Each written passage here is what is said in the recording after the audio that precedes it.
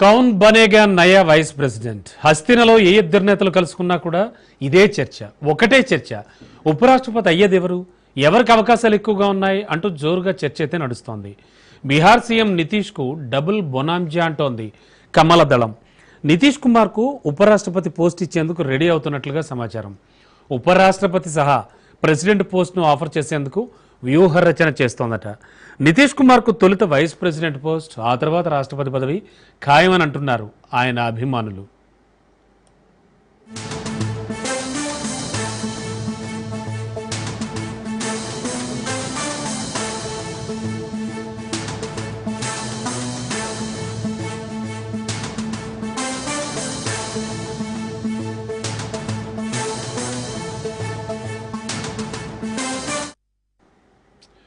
ప్రస్తుత రాష్ట్రపతి ద్రౌపది ముర్ము టర్మ్ ముగిసిన తర్వాత ప్రెసిడెంట్గా నితీష్ కుమార్కు మెండుగా అవకాశాలు కనిపిస్తున్నాయి. ఇప్పటికే ఉపరాష్ట్రపతి ధన్ఖడ్ రాజీనామాపై విమర్శలు వచ్చాయి. దీంతో బీసీ కార్డును తెరపెక్కేస్తోంది కమలదళం.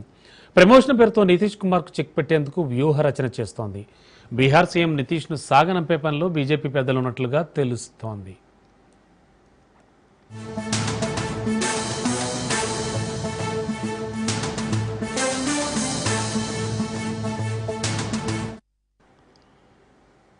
ఇక త్వరలోనే బీహార్లో అసెంబ్లీ ఎన్నికలు జరగనున్నాయి. యూత్ ఐకానిక్స్ తేజస్వి, పీకే, చిరాగ్ పాలిటిక్స్ పై ఉత్కంఠ నెలకొంది. అందుకే నితీష్కి అత్యున్నత పదవి పేరుతో బీహారీ ఓట్లకు గాలం వేసేందుకు కమలం ఓ స్కెచ్ గీస్తోంది. నితీష్ వైస్ ప్రెసిడెంట్ అయితే బీహార్లో బీజేపీకి రూట్ క్లియర్ అయ్యే అవకాశాలు కనిపిస్తున్నాయి. అలాగే ఆయన ఏజ్ బార్ పై బీహార్లో మిక్స్డ్ పొలిటికల్ రెస్పాన్స్ కూడా వస్తోంది.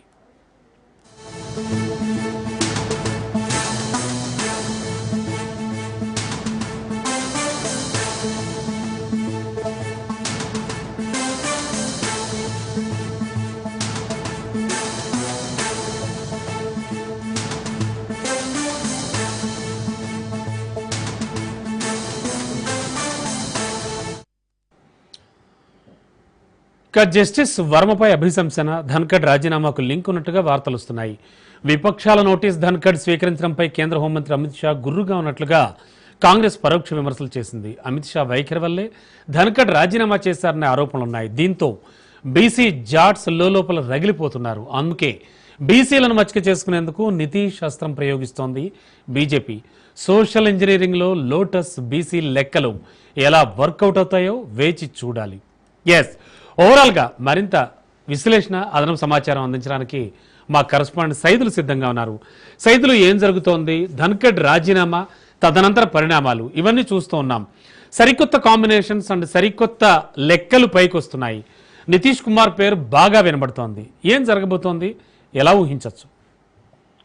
ఖచ్చితంగా రమణ, ఎందుకంటే ఉపరాష్ట్రపతి జగదీప్ ధన్ఖడ్ రాజీనామా చేసిన తర్వాత ఉపరాష్ట్రపతి పదవి రేసులో ఎవరున్నారని మొత్తం దేశవ్యాప్తంగా కూడా చర్చ జరిగింది, చర్చనీయాంశంగా మారింది. అయితే ఈ యొక్క చర్చ ఎందుకంటే ఈ మధ్య కాలంలో బీహార్ లో కొన్ని రాజకీయ పరిణామాలు చూసినప్పుడు ఇంకా త్వరలోనే బీహార్ రాష్ట్రంలో అసెంబ్లీ ఎన్నికలు కూడా రాబోతున్న వేళ నితీష్ కుమార్ కు చెక్ పెట్టేందుకు బీజేపీ ఒక వ్యూహ రచన చేస్తున్నట్టుగా కూడా తెలుస్తుంది. ఎందుకంటే బీసీ కార్డు వాడేందుకు మరోసారి బీజేపీ సిద్ధమవుతుంది. దానిలో భాగంగా, ఎందుకంటే బీహార్ రాష్ట్రంలో అత్యధికంగా బీసీలు ఉంటారు కాబట్టి దానిలో భాగంగా నితీష్ కుమార్ కి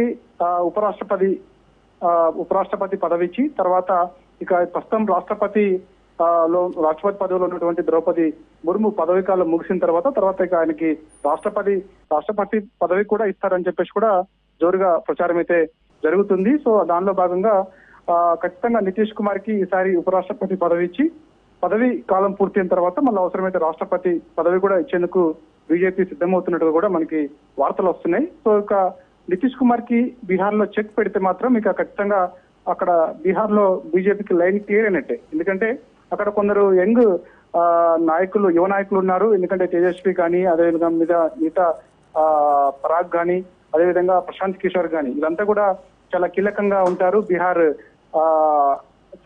రాష్ట్రంలో వీళ్ళ పార్టీలకు సంబంధించి. దానిలో భాగంగా ఇక ప్రస్తుతం ఓటు చీలకుండా ఉండాలంటే మాత్రం బీసీ ఓట్లన్నీ కూడా బీజేపీ గంపగుత్తగా పడాలంటే మాత్రం దానిలో భాగంగా నితీష్ కుమార్ కి, అంటే ఆయన వయసు రీత్యా కూడా కొంత ఇబ్బంది పడుతున్నారు కాబట్టి ఆయనకి ఉపరాష్ట్రపతి పదవి ఇచ్చి ఆ పదవి కాలం పూర్తయిన తర్వాత మళ్ళీ రాష్ట్రపతి కూడా ఇచ్చి బీసీ ఓట్లను కూడా బీజేపీకి కంపకొత్తగా పడేలా ఒక వ్యూహరచన చేస్తున్నట్టుగా కూడా పెద్ద ఎత్తున దేశవ్యాప్తంగా వార్తలు వస్తున్నాయి. దానిలో భాగంగానే నితీష్ కుమార్ కి బీహార్ లో చెక్ పెట్టి ఖచ్చితంగా అక్కడ రానున్న అసెంబ్లీ ఎన్నికల్లో బీజేపీ ఒక పాగా చేసి ఖచ్చితంగా గెలిపే లక్ష్యంగా వ్యూహరచన చేస్తున్నట్టుగా కూడా మనకైతే సమాచారం అందుతుంది. చూడాలి మరి ఇక పరిణామాలు ఏ విధంగా చోటు చేసుకుంటే ఏంటనేది కూడా తెలుసు. ఇక జగదీప్ ధన్కడ్ ఉపరాష్ట్రపతి పదవికి రాజీనామా చేసిన తర్వాత కొన్ని స్పెక్యులేషన్స్ పెద్ద ఎత్తున జరుగుతున్నాయి రమణ. అంటే ఏంటి అంటే ఈ మధ్య కాలంలో చూసాం మనము నోట్ల కట్టలతోటి ఒక జడ్జి దొరికిపోయిన తర్వాత ఆయన పైన అభిశంసన తీర్మానం పార్లమెంట్ లో కొందరు ఇచ్చారు. సో అప్పటికే మెమరాండం ఇవ్వడంతో కొందరు ఇప్పటికే